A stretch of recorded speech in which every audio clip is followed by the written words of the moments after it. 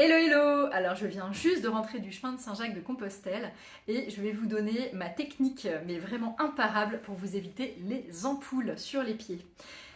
Et oui, vraiment, je vous assure qu'il vaut mieux éviter les ampoules. Moi, ça m'est arrivé entre le tronçon de Belgique jusqu'à Paris et pendant 13 jours, j'ai marché sur des ampoules. Je ne vous le souhaite guère! Donc, comment faire pour ne pas les avoir? Tadam! Tout simplement, donc voilà, j'ai même pas déballé mon sac, hein, c'est pour vous dire, je vous fais ça à chaud directement en rentrant. Vous voyez ce petit côté extrêmement glamour, ce sont mes chaussettes. Et là, donc j'ai toujours des épingles à nourrir sur mon sac. Donc il y en a en général une ou deux sur les côtés. Et puis après, il y en a sur le dessus. J'ai toujours, bien évidemment, une paire de chaussettes sur moi, hein, avec mes chaussures. Voilà, et pendant que je marche, je les ai sur moi, bien évidemment. Et toutes les 2 heures à peu près, alors ça dépend en fonction de la canicule ou pas, mais toutes les 2 à 3 heures, je m'arrête et je change de chaussettes. Il faut toujours avoir les pieds au sec pour éviter les ampoules. C'est la seule technique. Alors certaines personnes vont vous dire qu'ils mettent telle crème ou telle autre. Alors la crème Noc, hein, je suis fan, si vous avez déjà suivi les vidéos, vous le savez. Et c'est très très bien d'utiliser la crème Noc anti-échauffement. Je vous mettrai voilà, sous la vidéo la marque exacte. C'est bien de le faire à peu près 2-3 semaines avant de partir, comme ça vous vous faites les pieds, mais c'est pas ça qui va empêcher profondément les ampoules. Les ampoules, elles viennent parce que votre pied est humide. Donc tout simplement, vous mettez toujours une paire de chaussettes sèches, hein, bien évidemment, et en fait, quand vous allez vous arrêter au bout de 2 heures de marche, par exemple, 2 ou 3 heures de marche, vous enlevez vos chaussures, vous enlevez vos chaussettes, la paire qui est maintenant humide, vous la mettez là, vous la laissez sécher comme ça, pendant que vous marchez, ça va sécher au soleil, et vous allez mettre les chaussettes qui sont là sur vos pieds.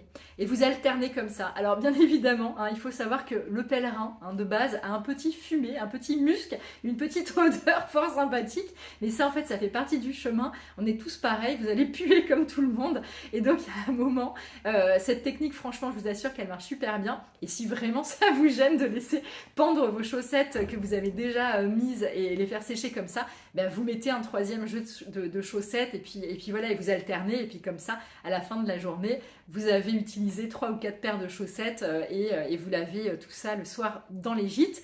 Mais encore une fois, la clé aussi, c'est d'avoir un sac léger, hein. Donc si vous partez avec 6 paires de chaussettes, ça va pas dès le début. Moi, j'ai toujours 3 paires dans mon sac et finalement, j'en utilise que 2 que je lave bien évidemment à chaque fois que j'arrive dans les gîtes le soir. Mais ça, c'est la technique imparable. Donc ayez toujours vos pieds au sec. Je vais vous faire plein de bises et vraiment ayez un bon chemin. Faites gaffe à vos pieds, parce que ça c'est la clé. Et avant de partir aussi, allez prendre rendez-vous chez le pédicure pour bien vous faire les ongles, bien limer tout ça, qu'il n'y ait pas de blessure quelle qu'elle soit.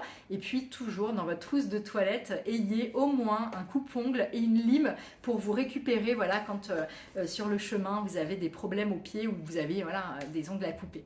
Je vais vous faire plein de bises. C'était la vidéo extrêmement glamour, voyez-vous, mais ça c'est la base du pèlerinage. On a quand même besoin d'être bien dans nos pieds. Je vous salue, bye. Et alors si vous pouvez vous abonner, ça me ferait très plaisir, et puis éventuellement commenter, n'hésitez pas, ça me touchera beaucoup. Je vous embrasse.